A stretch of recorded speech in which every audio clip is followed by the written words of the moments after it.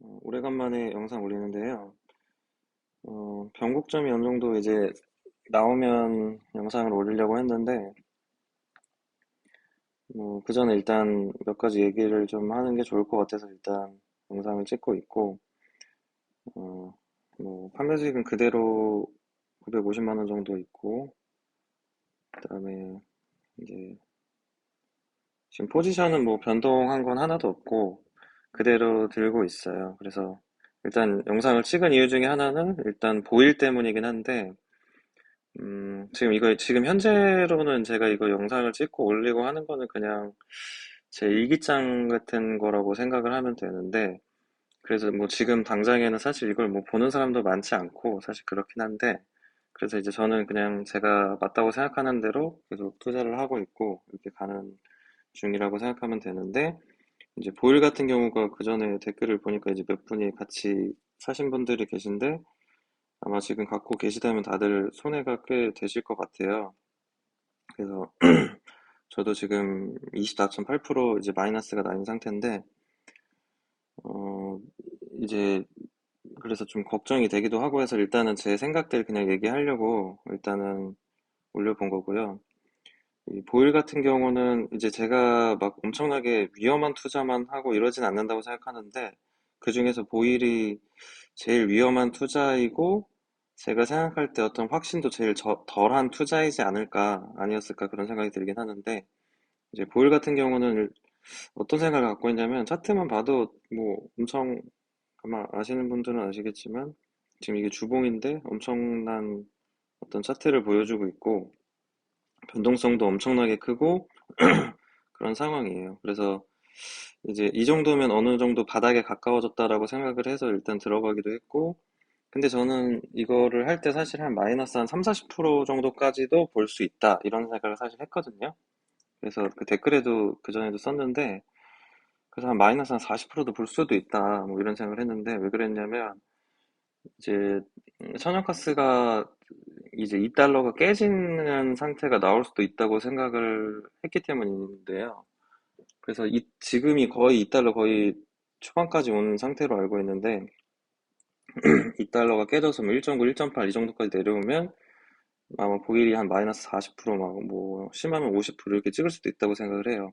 그래서 그 정도까지 각오하고 한 거긴 한데, 그 전에 어쨌든 반등은 나올 거라고 어느 정도 가능성이 꽤 크다고 생각을 해서 일단 들어갔고, 그래서 반등이 크게 되면 얘는 뭐 100%, 200% 먹는 것도 어쩌면 쉬울 수도 있다. 이제 이런 약간 욕심 때문에 조금 들어갔다고 생각하면 될 것 같아요. 그래서 이거를 사실은 좀 분할로 들어가는 게 좀 더 사실은 맞았다고 저도 생각을 하는데, 일단 그냥 들어가게 됐고, 그래서 지금 보이에서 그나마 제가 조금 불안하게 생각하는 거는 이제 경기 침체 신호가 너무 강하게 와서 전체적으로 하락하는, 그러니까 뭐 코로나 때 막 유가 마이너스 찍었고 뭐 그런 식의 상황이 나오는 게 유일하게 무서운 상황인데, 지금 금요일 같은 경우도 발표나 뭐 이런 그전에 금요일이나 이런 일 때도 이제 발표 같은 거 보면은 그래도 좀 아직은 괜찮은 경향들을 보이고, 지금 나스닥 다시 반등을 좀 했기 때문에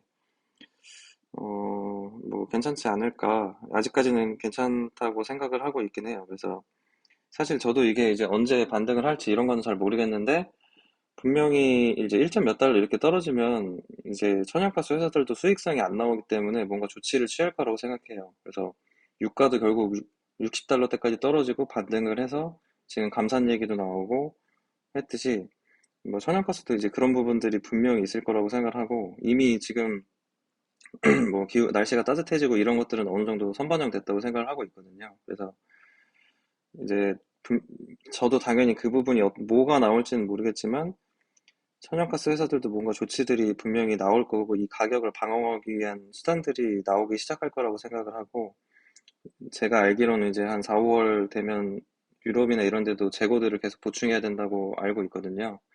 이제 그러면서 어느 정도는 분명히 반등을 할 거다. 그 폭이 어느 정도가 될지는 모르겠지만, 그러면 뭐 사실 뭐 20%, 30%이 정도는 뭐 순식간에 뛰는 게 보일이라서 뭐 그거를 노리고 아직은 그냥 가만히 놔두고 있는 상태고, 그리고 하나 더 얘기하고 싶은 거는 지금 보일로 해서 지금 마이너스 25% 상당히 많이 손해가 나고 있긴 하지만 제 전체 토탈 계좌에서는 사실 그렇게 크게 뭐 떨어지거나 하진 않았거든요. 그러니까 그래서 그런 부분에서 이제 여러 가지를 좀 분배를 하는 게 전 중요하다는 생각을 하고 그 TMF가 많이 올라와줘서 사실 그런 거긴 한데 어, TMF 같은 경우는 지금 수익률이 나와 있긴 한데 아마 월요일 되면 이거 되게 깎일 것 같긴 하거든요.